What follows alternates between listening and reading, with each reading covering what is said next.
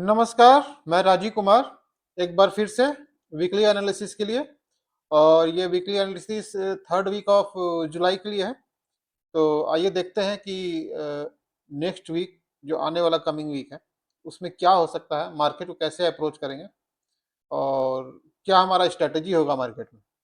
वो सब जानने के लिए एक वीकली एनालिसिस करते हैं मार्केट का। तो वीकली एनालिसिस का जो एजेंडा है हमारा, जो हम लोग करने वाले हैं, वो पहले तो हम लोग एफआईआई के कैश के बारे में देखेंगे।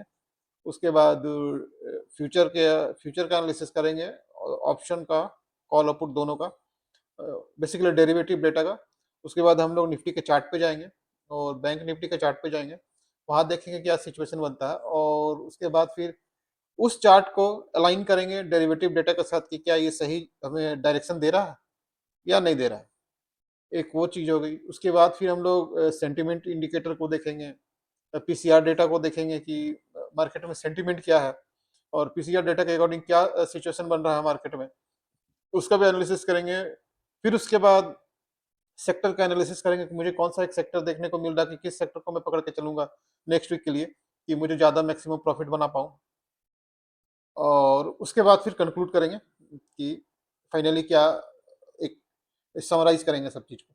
तो आइए देखते हैं। तो पहले हम लोग चलते हैं अपने सेक्टर एफआईआई डेटा पे। तो एफआईआई का जो डेटा है हमारा, हालांकि ये डेली पे आता है, तो इस पे थोड़ा सा ध्यान दीजिएगा कि ये डेली पे है, वीकली पे नहीं है। तो पहले कैश मार्केट का देख लेते हैं, एफआईआई का कैश मार्केट का डेटा। कैश मार्केट में जो हमारा सिचुएशन है, पिछले काफी समय से, लगभग 12-13 ट्रेडिंग सेशन से एफआईआई का कैश का जो सेलिंग है वो देख सकते हैं कि एकदम धीमा हो गया है ना। ऑलमोस्ट लगभग बंद हो गया कि अब कैश में सेलिंग नहीं हो रहा। हाँ, एक दो दिन छोड़ करके, जो लास्ट 16 तारीख को और उसके बाद फिर 13 तारीख को छोड़ करके कोई बहुत बड़ा सेलिंग देखने को मिला नहीं है अभी तक एफआईआई का। तो यहाँ पर से तो एक पॉजिटिव साइन मुझे देखने को मिल रहा है। और दूसरा चीज ये है कि एफआईआई में सेलिंग तो देखने को मिला, लेकिन डीआई का क्या सिचुएशन है। डीआई का सिचुएशन हम लोग एक बार देख लेते हैं। डीआई में भी देखने को मिल रहा है कि यहाँ पर बाइंग यहाँ पर अभी कंटिन्यूअसली चालू है, यहाँ पर बाइंग रुक नहीं रहा। तो ये मार्केट को बेसिकली डीआई ने काफी अच्छा सपोर्ट दिया था। ये देखिए यहाँ पर भी 12-13, हालांकि थोड़ा सा स्लो हुआ, बट बाइंग कंटिन्यूअसली अभी चालू है। तो यहाँ पर भी एक पॉजिटिव साइन देखने को मिल रहा है। और डेरिवेटिव डेटा में ये देखने को मिल रहा है हमें कि लास्ट जो कुछ समय से 12 ट्रेडिंग ट्रेडिंग डेज, मतलब 1 जुलाई से लेकर के अभी तक सिर्फ 3 4 दिन ही देखने को मिला है कि कैश में शॉर्ट सेलिंग हुआ है, उसको इंक्रीज किया गया है शॉर्ट को। तो लास्ट ट्रेडिंग डे जो 17 का था, उसमें भी शॉर्ट कटा है काफी अच्छा, 33,358 कॉन्ट्रैक्ट का। और ये जो टोटल अभी जो सिचुएशन है, 2,16,528 कॉन्ट्रैक्ट अभी टोटल शॉर्ट अभी लगे हुए हैं, शॉर्ट पोजीशन में है अभी। उसी तरह कॉल में भी वही 1 तारीख से मैं देख रहा हूँ जुलाई से, तो यहाँ पर भी लगभग 4-5 दिन ही ऐसा आया जिसमें कि शॉर्ट ऐड हुआ। और सबसे बड़ा जो ऐड हुआ था वो 15 जुलाई को था, जिसमें शॉर्ट ऐड हुआ लगभग 50,000 कॉन्ट्रैक्ट का। तो उसके बाद फिर सारे में शॉर्ट कवर ही होता दिख रहा है कॉल में भी। तो ये भी एक पॉजिटिव है। पुट में भी सेम सिचुएशन है, पुट में भी 4-5 दिन को छोड़ करके देखा जाए तो सबसे बड़ा शॉर्ट जो क्रिएट हुआ था, ऐड हुआ था, वो 8 तारीख को था। उसके बाद तो फिर धीरे धीरे करके उसके बाद सबसे नजदीक में जो है 14 तारीख को, 14 को ऐड हुआ 44,000 कॉन्ट्रैक्ट। तो उसके बाद फिर कुल मिला करके देखा जाए तो यहाँ पर शॉर्ट कटे ही हैं। तो नेट नेट सिचुएशन ये बन रहा है हमारा कि मार्केट में फ्यूचर में भी शॉर्ट कट रहे हैं, कॉल में भी शॉर्ट कटे हैं और पुट में भी शॉर्ट कटे हैं। तो नेट नेट यहाँ पॉजिटिव इंडिकेशन मेरे को देखने को मिल रहा है। अब ये तो हो गया कैश और डेरिवेटिव डेटा की बात।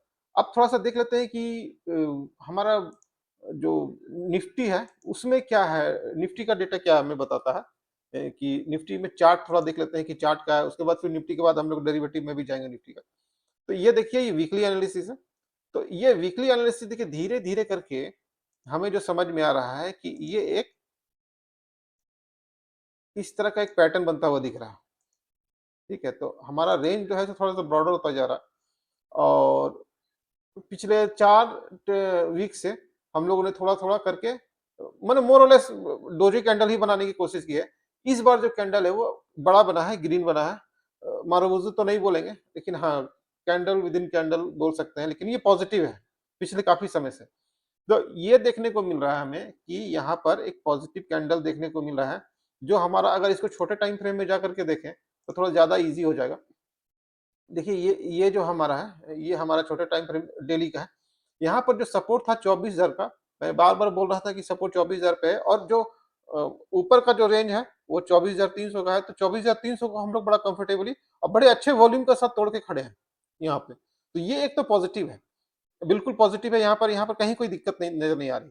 बिल्कुल उसी तरीके से बैंक निफ्टी में भी यही देखने को सिचुएशन मिल रहा है कि अगर मैं यहाँ पर वीकली में जाऊँ और वीकली को देखो, तो यहाँ पर देखिए निफ्टी से अच्छा जो पिछले 1, 2, 3, 4, 5 वीक से जो बैंक निफ्टी का सिचुएशन है, लास्ट वीक में बहुत अच्छा एक बाइंग देखने को मिला है यहाँ पे, और सेंटीमेंट पॉजिटिव दिख रहा है यहाँ पे।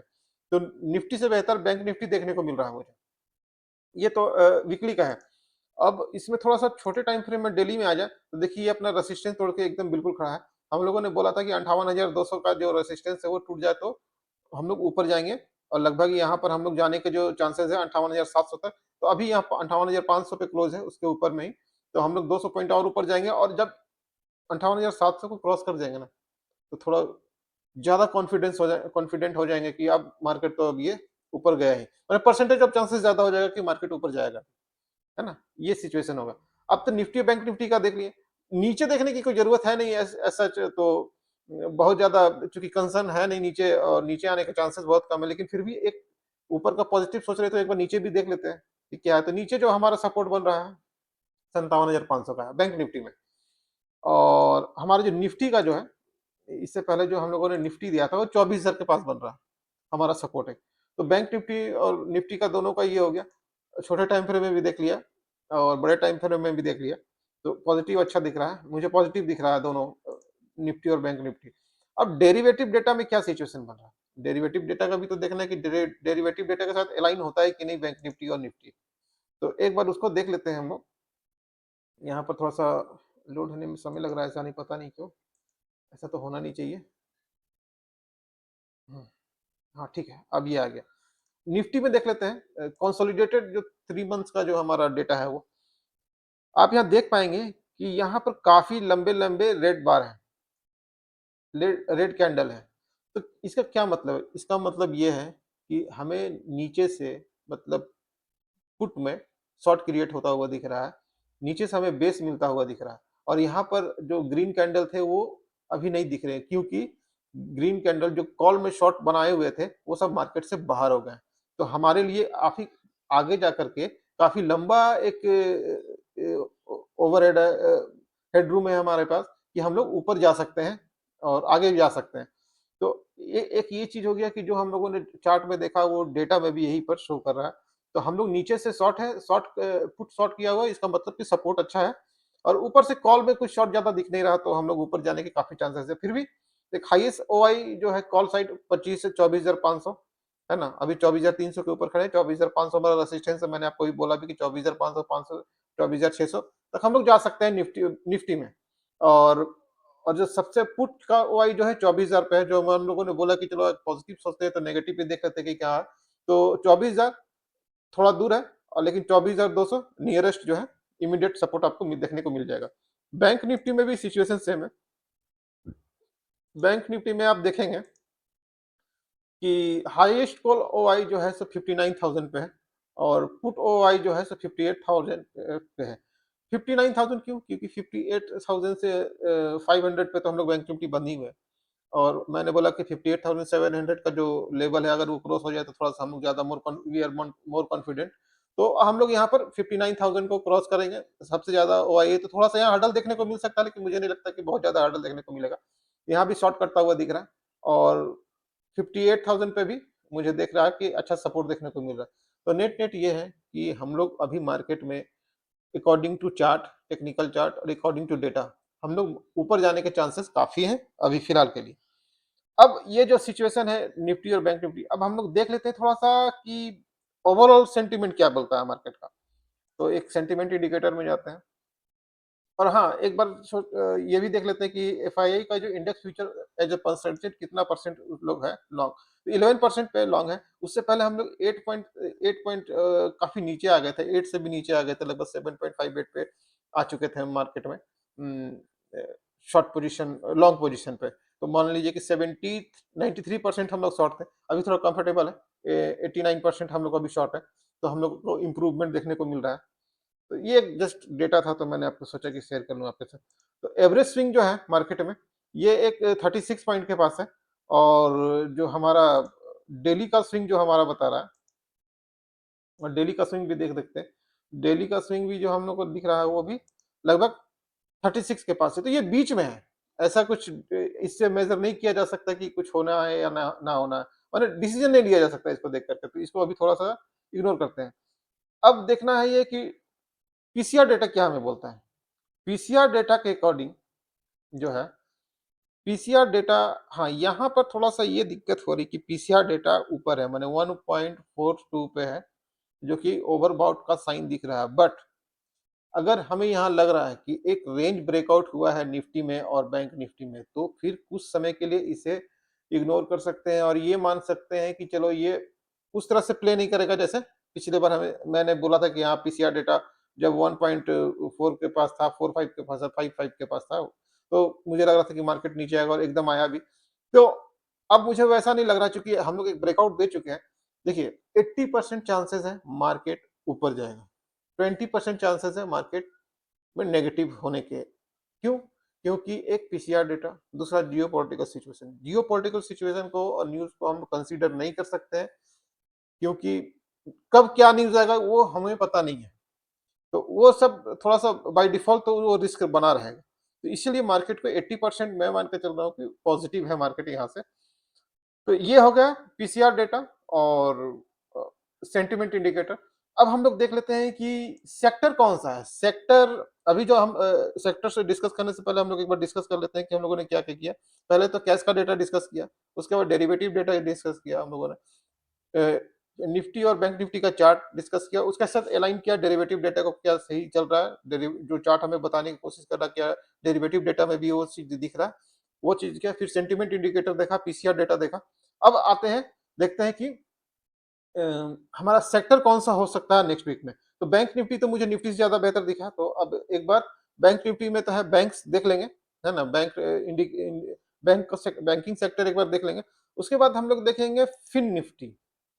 फिर निफ्टी हम लोग देखेंगे वीकली में, वीकली का जो सिचुएशन है, एक देखिए बहुत सुंदर एक सपोर्ट लिया हुआ है हमारा फिन निफ्टी 26,300 से, और ये ऊपर जाने को तैयार है। ऑलमोस्ट अगर ये देखा जाए तो ब्रेकआउट मुझे मिल भी चुका है। एक बार इससे पहले वीक में भी मिला था, लेकिन एक बार फिर मुझे जो लग रहा है कि यहाँ जो ब्रेकआउट है 26,888 का, तो वो हम लोग तोड़ चुके हैं और ऊपर जाने को तैयार है। तो एक बार फाइनेंशियल्स में भी देखने की कोशिश करेंगे हम लोग कि यहाँ पर एक हमें कुछ पोजीशन बनाने की चांसेस ज़्यादा हैं।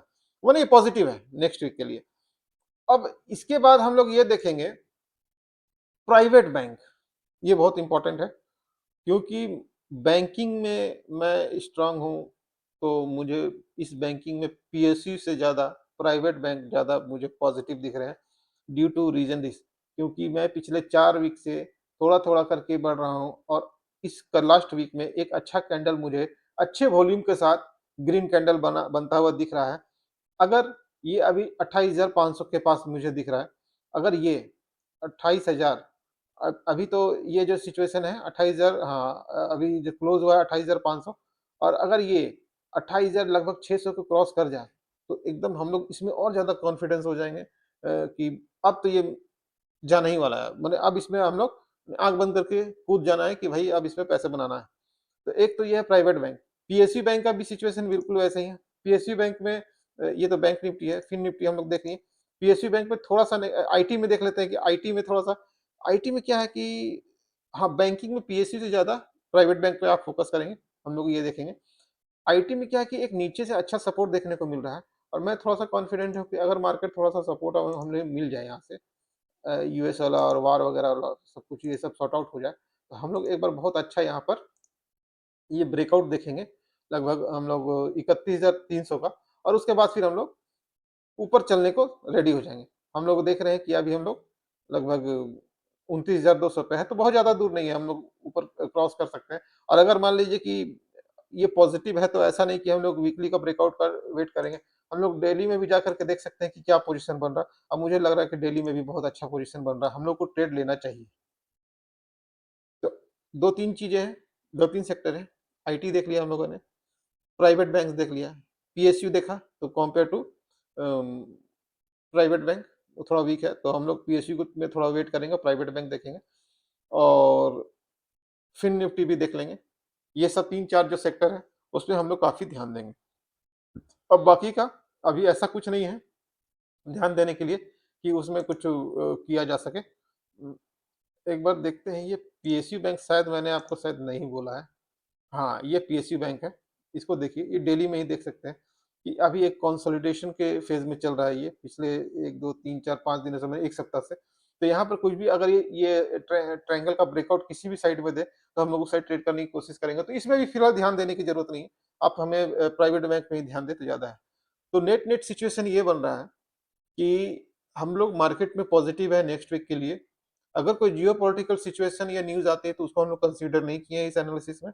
हम लोगों ने डेटा को और चार्ट को अलाइन करने की कोशिश की है, जो कि एक परफेक्टली अच्छा बैठ रहा है और हम लोग पॉज़िटिव है मार्केट में 80% और 20% है geopolitical news plus PCR data. तो पीसीआर डेटा को थोड़ा-सा इग्नोर करने की कोशिश कर रहे हैं हम लोग। तो ये कुल मिला के ये सिचुएशन है और अब जो है, ये तो हो गया नेक्स्ट वीक का। अब लास्ट वीक का खुद का परफॉर्मेंस भी तो एनालाइज़ करना ज़रूरी है ना। तो लास्ट वीक मैंने जो देखा था, अपना एनालिसिस किया था, मैं कंज्यूमर ड्यूरेबल पे काफ़ी पॉज़िटिव था और लास्ट फ्राइडे के दिन मैंने सिर्फ़ कंज्यूमर ड्यूरेबल को छोड़ा, बाकी मंडे से लेकर के फ्राइडे, हाँ, म मतलब फ्राइवेट फ्राइडे भी आप मान लीजिए कि उस दिन तक भी मैं पकड़ा हुआ था, लेकिन उस दिन ट्रेड नहीं किया कंज्यूमर ड्यूरेबल में। तो आप समझिए कि लास्ट 5 डेज़ में, लास्ट वीक के 5 डेज़ में मैंने 4 डेज़ कंज्यूमर ड्यूरेबल को टॉप प्रायोरिटी पे रखा था और मैंने अच्छा उसे जैसे जिस तरह से एनालिसिस किया उस तरह से एकदम चला। मैंने लास्ट वीक में और उसके जुलाई में मैंने जितने भी बीटीएसटी कॉल दिए, हालाँकि मैंने किसी को रिकमेंड नहीं किया, मैंने जितने भी बीटीएसटी कॉल लिए, स्ट्राइक रेट 100% रहा उसका, है ना? तो अब ये सिचुएशन बन रहा है एनालिसिस से, तो अगर आप लोग भी एनालिसिस सीखना चाहते हैं और खुद का ट्रेडिंग सेटअप बनाना चाहते हैं, तो आप मुझे मैसेज कीजिए, मैं हेल्प करने की कोशिश करूँगा। कि ट्रेडिंग सेटअप कैसे बनाते हैं और क्या एक रूल्स बेस्ड तरीका होता है कि ट्रेडिंग करने का, वो भी बताने की कोशिश करूँगा। जो भी आपको प्रॉब्लम लगे उस तरह से कोशिश करूँगा आपको बताने के लिए सिंपल लैंग्वेज में। और अगर आपको कोई दिक्कत हो तो आप मैसेज कीजिए मुझे और कुछ सीखना हो तो भी मैसेज कीजिए मुझे, अपना नाम, सिटी का नाम और मोबाइल नंबर। मेरा व्हाट्सएप नंबर दिया हुआ है, अगर कोई दिक्कत हो तो फ़ोन कर सकते हैं आप। फ़ोन नहीं कीजिए, सॉरी, मैसेज कीजिए, मैं रिप्लाई करूँगा। फिलहाल के लिए इतना ही और नेक्स्ट वीक में पॉजिटिव सेंटीमेंट के साथ ही हम लोग एंट्री करेंगे। फिलहाल के इतना ही, थैंक यू।